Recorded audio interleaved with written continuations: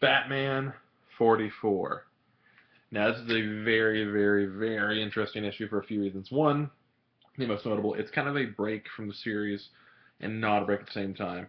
This is, instead of it being a typical Scott Snyder, Greg Capullo continuation of Super Heavy, it's kind of a one-off story, but it connects to the universe they're building and connects to Mr. Bloom and everything going on right now in some really interesting ways.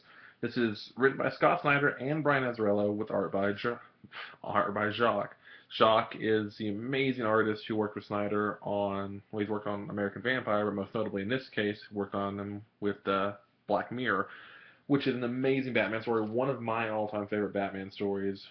It's an incredible, incredible story that kind of laid the groundwork for what Snyder would focus a lot of his run on, which is how Gotham reflects Batman, Batman reflects Gotham, and how that world is built up. And that is a lot of what this issue is about.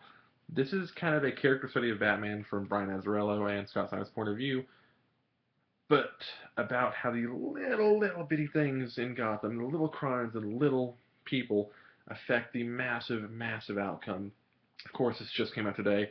I won't go into big spoiler territory. I've mentioned Mr. Bloom. He is involved. That's as far as I'll say because he does play a minor part in this issue, which is actually, but a big. He has a minor role, but a big part to what ends up going on.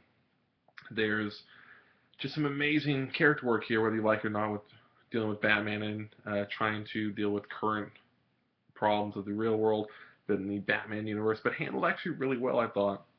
Knowing Brian Azzarello is writing it, you also get at least somewhat of a taste of what Azzarello in Batman mode is going to be like for DK3, because Dark Knight Master Race is coming out, and of course Azzarello is working with Frank Miller on that. So if you're wondering where his head is at while working on that, this is kind of a good taste of that. And if it's a good hint, then I see good things in the future for Dark Knight 3.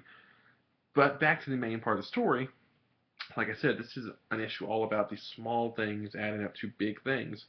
And something really fun you could see in this issue, something we haven't seen a lot since the New 52, is you get to see Batman be a detective. You get to see him be the world's greatest detective. You get to see him interviewing. You get to see him interrogating, hunting down clues, hunting down suspects.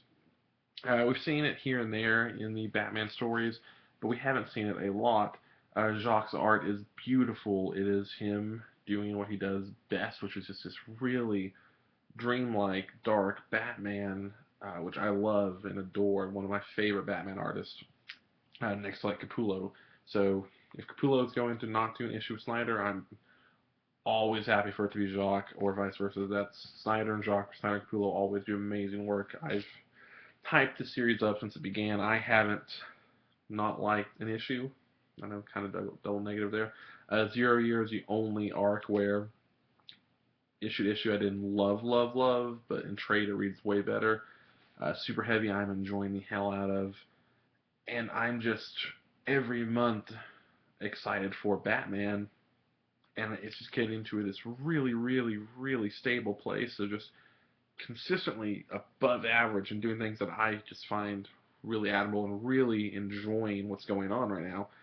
And I kind of dig the idea of taking this little short break to go back to it because it does connect to the overall story. There are hints here and there. It's not just a one shot that has nothing to do with Super Heavy. This is, if anything, if you're just wanting straight up Super Heavy, you don't want to read it. It is $1 more, has a few more page count, but you can probably skip this and not miss too much out on Super Heavy. But it does give some backstory that will help you understand the world of Mr. Bloom and also understand the world of Batman that Snyder has been developing. Snyder and Capullo have been developing since issue 1 because they've really made their own Batman world, a lot like Chuck Dixon did or Grant Morrison did. They've made a very, very significantly different Batman world that is their own, that is very different from other people's Batmans. And that's something that a lot of other readers don't really even care about or get any notion of, but I've always loved and adored seeing the different Batman world and seeing how like the Morrison world over here is different from the Snyder world even when they interact.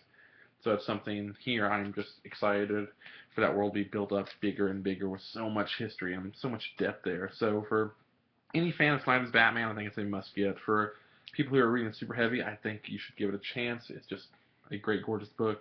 If you're just in it for Super Heavy, and for the main story, and that's all you care about, then you can probably skip it, but it is a great Batman read, and a great one-off issue that does tie in. So tell me what you guys thought of it. Tell me if you liked it, if you hated it, if you thought it was horrible, if you thought it was amazing. I will see you guys in another video or review or something crazy. Who knows? Bye.